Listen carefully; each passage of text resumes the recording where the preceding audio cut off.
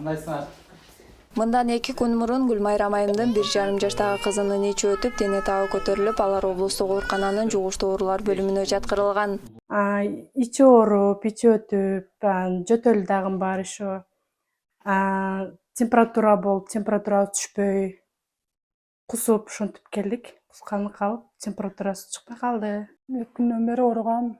Ал эми Бермет айым жугуштуу оорулар бөлүмүнө эртең менен келип кайрылган. Ал алгач үй шартында дарылоого аракет кылып, майнап чыкпагандыктан ооруканага келүүгө туура келгенин айтат.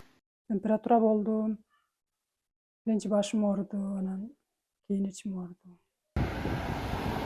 Жайдын ысык күндөрүндө ичи өтүп, дене табы көтөрүлүп, катталгандардын саны былтыркы жылга салыштырмалуу азайганын Баткен облустук ооруканасынын жугуштуу оорулар бөлүмүнүн дарыгери белгилейт. Мурдагы жылдарга салыштырмалуу, былтыркы жылга салыштырмалуу азыр ич өткөк азыраак катталууда. Себеби бүгүн биздин отделенияда бүгүнкү сводка боюнча эртең мененки 5 больнойубуз бар.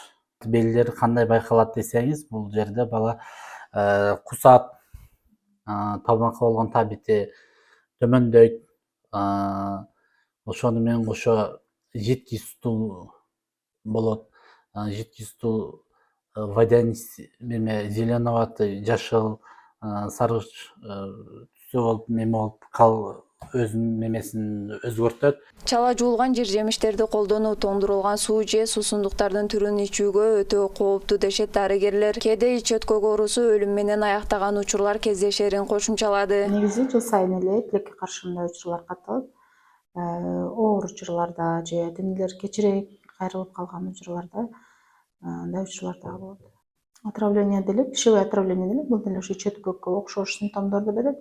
Бирок анда биз точно ушундан кийин болду деп айтабыз да, ич өткөктү билбей деле калышыбыз мүмкүн. Бул бала ар кандай тамак аш жеди, колун деле жуубай коюшу мүмкүн, же оорулуу адам менен контакт болуп калды. Ошондой учурлар.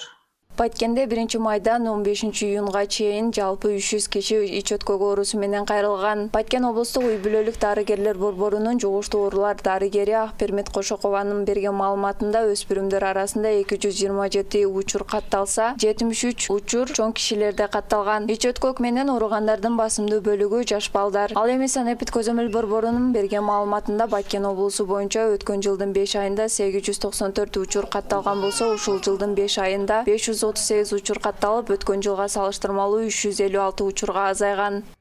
Сабира Бакирбек кызы, Салам Медиа, Баткен.